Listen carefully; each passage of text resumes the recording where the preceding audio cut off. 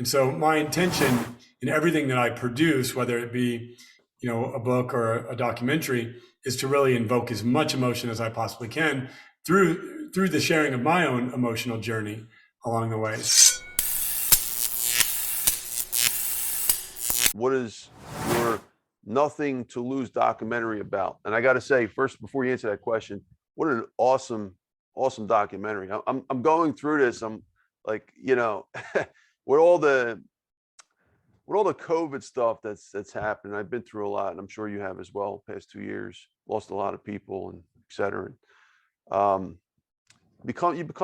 your skin becomes real thick, and it's hard to get the emotions out of you sometimes. But that documentary, for some reason, was really resonating with me, and I was just like, emotions were all over the place. It was awesome, man. That was really an awesome. As a writer and a filmmaker, an artist, I really see myself as a writer first. I've just written business plans and written marketing plans and written my way into the life that I have today. But as an artist, you really hope to invoke emotions. You want people to cry. You want them to be angry. You want them to take action. You want them to be inspired. And so my intention in everything that I produce, whether it be, a book or a documentary, is to really invoke as much emotion as I possibly can through the sharing of my own emotional journey along the way. So I put a lot of energy into that. The filmmaker that I did that with, Andrew Sandler, has gone on to become an award-winning filmmaker. His stars. He's taken off greatly.